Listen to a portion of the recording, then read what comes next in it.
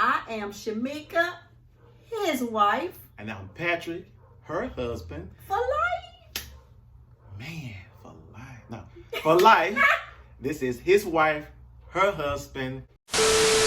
What's going on? This is Patrick Harrington. Welcome to our YouTube channel where we talk all things marriage and family. I am Shamika, his wife. And I am Patrick, her husband. We want to thank you for tuning in. If you have not subscribed to our YouTube channel, please do so right now. Make sure you hit the like button and hit the bell to be notified when we drop new videos so you can be the first one to get them. If you have questions that you want us to answer, please email them to his wife, her husband, 97@gmail.com. So we're going to discuss quarantine quarrels. Wow. Quarantine quarrels. How do you do that? How do you overcome them? What do you do in the midst of them? What happens when you wake up that morning and your wife is mad at you and you just woke up? That's all you did. How do you do that and how did you get over it? We're going to discuss that right now. So, quarantine quarrels. So we're going to give a real life situation that happened. I don't even remember it. Here's the thing about some of these quarrels that we're having, that people, that married couples have. When you really think about it, it's the actual disagreement, or what's the word I'm looking for? It's the actual hard discussion. It's the actual hard discussion you're having. Is it really worth it? Yeah. Is it going to be worth the time going forward? Are you going to remember that in the next 10 years? Will it have an effect on your marriage in the next 10 years, next 5 years, whatever the case may be, have an effect on you financially, all those good things. The truth be told is we had a real squabble. No, just playing. We had a real conversation, a real hard conversation on our date day. Now, our date day is Monday. Nothing gets in the way of our date day. Typically, when we have disagreements on date day, we still date on the date day. Now, we don't talk to each other, but we're still in each other's presence for the opportunity of one of us to not be prideful, namely her, to not be prideful and say, I'm sorry. But being around each other opens the opportunity for us to have a conversation, to converse about that thing. The last one we had, here's the trip part. I don't even remember. Oh, you know what?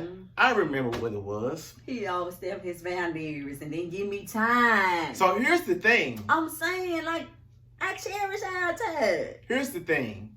I made a comment about something, about her giving up the time that was designated for us. And I said, don't do that, because that's going to take away our time. It wasn't the fact that I said it. That wasn't my issue. It was the response that she gave. The response was, if it was you, then what would you want to do? I'm like, no. Regardless, you should not have said. I said, you know what? Great. Do what you got to do. Do you, boo-boo. I said, you know what? I'm done. And I rolled over. And I turned my back. And I was like, I'm going to sleep. Then she's like, well, why don't you wake up? Why don't you say, come on? So then at that point, now she wants to give the phone up. I'm like, no, keep doing what you're doing, because we're not really talking to each other anyway. But we should. Anyway, I decided. Did you turn your back on me, Scar? Oh, no, Mufasa. Anyway. So I decided I'm going to let her do her thing. I'm just going to wait on her, because obviously I don't have any choice, because she's still in the phone doing what she was doing. I was not. Anyway, the day goes on. We decide that whatever we decided to do that day, we were still going to do that thing. Now, we're mad at each other. Don't get it wrong. So I got a friend, I think I said in one of the other videos, he said we act like the Huxtables. Listen, we are far from the Huxtables. Promise you. So we have real issues. We have all the things that comes with marriage. Here's the key. We just decide to move past those things. Amen. When you're having your discussions, your hard discussions, and you're having your disagreements, you got to think about it. What's on the other side of this thing? And this discussion that we're having really worth it. Now, what you're saying? I was would say just to press past.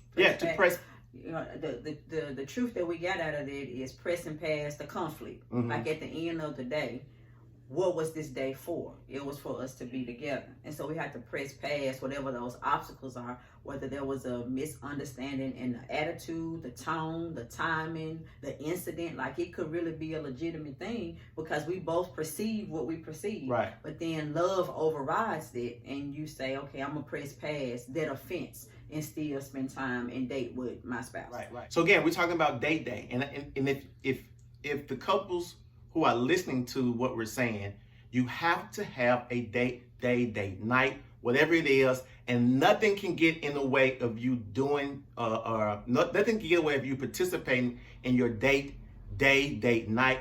Nothing gets in the way. And so the date day is designed, or it is for the purpose of setting aside that time for your spouse, for their undivided attention, for you to make that investment into each other so that you can continue to grow. Now, granted, it could be little children involved, it could be teenagers involved, it could be caring for aging parents involved. So you do have to be very creative in making sure that you create that dating atmosphere. That's really what you're going for. You're going for the cultivating of a dating atmosphere. That means if it's just on a porch, that means if it's a walk in the neighborhood, that means if it's just a ride around the city, like whatever that is, with a Frappuccino from Kroger, or if it's a Coca-Cola, whatever that is, but you are sharing that time with your spouse with the intent of growing and building that relationship. The hope is that you like and you love your spouse. The hope is that, so the advice we're giving is really for people who really want to be in their marriage. Yeah. Who want to build a friendship and a lasting relationship with their spouses. Now check this out.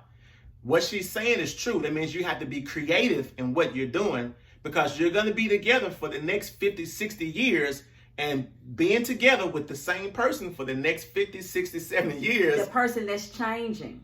You have to be creative.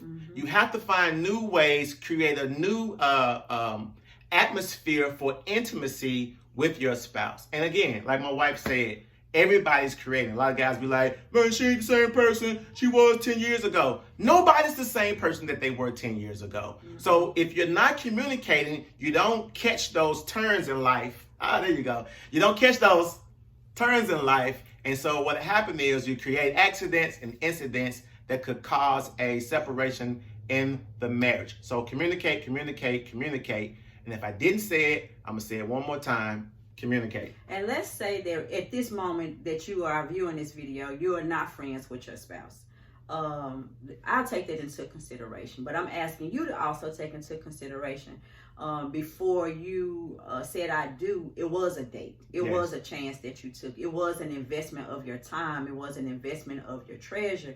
It was an investment of these things. So don't just be dismissive and write off the chance of possibly getting to know and rekindling that friendship that you once had with your spouse. Don't be so quick to throw it out, but just humble yourself. Like, that's a pie that many of us are not really desirous to eat. But anyway, humble pie sometimes is good for you. It's good for you to give it another shot, to say, you know what, I love you enough. I may not like you right now, but I love you enough to at least try like I did the first time. That's good. So for wives, if it is for you to date your husband again, remember how you used to get ready. You used to do your nails and used to put your lipstick on, and you would do your hair. Like, you would make yourself attractive on the outside and appealing to make him want to be around you. You did those things on the outside so that he would at least take the time to, like, let's just be honest, before you get to know somebody, you don't know their soul, you don't know what they thoughts and their ideas and their mind. Like, you want to look good. So do that again with your spouse. Like, even if you're living with him and you don't know who he is and what he like, ask him, do you still like how he is? Like, I remember when we first dated, like, reminisce. Go back and let them know that I remember when you used to like red lipstick, or I remember that you used to like, my hair in a ponytail. You still like ponytails? And then you do that, know, like to, For God's simple thing, before you got the cookie, everything you was doing to get the cookie, like, I already got it. Go back to that time before you got the cookie and start doing all of the things that you used to do before you got it. Listen, what we're saying is, if the marriage is worth saving, then the things that we're saying are worth trying. Yeah. I would rather you try everything in the book to salvage the marriage than to just give up without even giving everything a try or a thought. So please give everything you had, and if at the end of the day you've done everything, like literally, you've literally done you did everything you did, and it 100%. doesn't work, then hey, now you got a decision to make. But we want to encourage you to not to do that, and to stay in it, and to stay in it as much as you can, as long as you can, as long and definitely as long as there is not any abuse in their marriage. Then you got to go to counseling, and it might be a good opportunity for you to be in peace rather than be in a place where your life is in danger. And then my last thing, let's say you're viewing this and you are in a good place in your marriage. You know, it's like, well, it's working for me. Well, then just try to spice it up. It wouldn't hurt. Even if you chose not to do a date day every week, then it could be once a month. But like the point is just make time to put, to prioritize your marriage. Correct. So even if you're in a good place, this could be good for you. If you're not in a not so good place, you still, it's some room for improvement. Right. And so there you have it. Thank you all for tuning in. We pray all goes well. We love you. Marriage and your family. Right. God bless you. Take care.